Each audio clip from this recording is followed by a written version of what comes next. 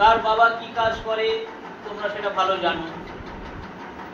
আজ সকালে পড়ানোর সময় বলছিলাম জীবন হচ্ছে যুদ্ধ, জীবন যন্ত্রণা, জীবন সব সময় তোমাকে যন্ত্রণা দেবে।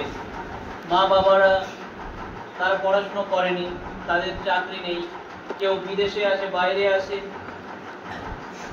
কোথাও যে শ্রমিকের কাজ করছে, কেউ হয়তো টোটো চালাচ্ছে, কেউ হয়তো ভ্যান চালাচ্ছে, কেউ হয়তো ব্যবসা বাণিজ্য করছে। সব সময় তারা মানুষের সাথে লড়াই করছে। কিসের জন্য? না দিনের শেষে আমি যদি 200 টাকা 500 টাকা নিয়ে যেতে পারি, আমার ছেলেটা ভালো থাকবে, আমার মেয়েটা ভালো থাকবে, তাদের পড়াশোনাটা সুন্দর হবে। তাহলে এই পড়াশোনাটাকে সুন্দর করার জন্য, তোমার ভবিষ্যৎটাকে সুন্দর করার জন্য, তোমার যাতে কোনো জায়গায় অসুবিধা না হয় সেটার জন্য মা বাবার এত অক্লান্ত পরিশ্রম, এত কষ্ট করছে, মাথার ঘাম পায়ে পড়ছে। এত কিছু করার পর যে টাকা সে রোজগার করছে সেটা এসে তোমাদের পিছনে ফেলে দিচ্ছে। এর বিনিময়ে তোমরা কি দিতে পারছো তাদেরকে চিন্তা করো। বারবার বলছি, তোমাকে ভাবতে হবে এর বিনিময়ে তুমি কি দিতে পারছো। মা বাবা শান্তি পাবে তুমি যদি বাড়ি থেকে একটু বই নিয়ে বসো, একটু পড়ো, তাদের সাথে যদি একটু পোলাইট আচরণ করো। অনেকে দেখেছি খুব জেদি, এটা কেন কিনে দিলে না, নাচতে শুরু করে দিল, কাঁদতে শুরু করে দিল, কুদতে শুরু করে দিল, গড়াগড়ি দিতে শুরু করে। এইগুলো তো জীবন নয় ভাই, এইভাবে তো হতে পারে না। এত জেদ কেন করছো তুমি? তোমাকে বুঝতে হবে তোমার জন্য তোমার আব্বা মা কত কষ্ট করছে।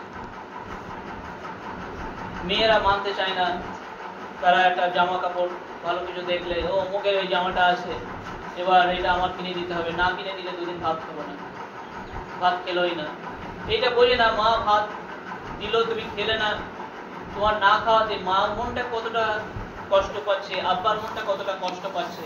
বুঝবে যেদিন তোমরা মা বাবা হবে, আমাদের জায়গাতে আসবে, সেদিন বুঝবে যে একটা ছেলে যদি না খেয়ে শুয়ে পড়ে, তাহলে মা ঘুমাতে পারে না, বাবা ঘুমাতে পারে না, বাচ্চাটা কষ্ট হচ্ছে, যে একটু তুলে খাইয়ে দেবো, আবার হয়তো তোমাকে ডাকছে, তুমি আবার রাগ করছো, এই হয়তো আমাকে একদম ডিস্টার্ব।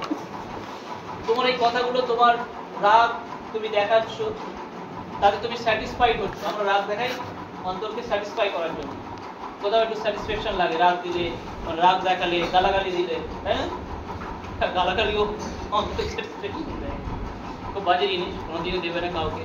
কারণ তুমি ওই যে বললাম, মুসলিমকে যার জিভ আর হাত থেকে অন্যরা নিরাপদ থাকে, জিভ এবং হাত দুটো থেকে অন্যরা যদি নিরাপদ হয় তাহলে তুমি মুসলিম, না হলে কিন্তু তুমি মুসলিম হতে পারবে না।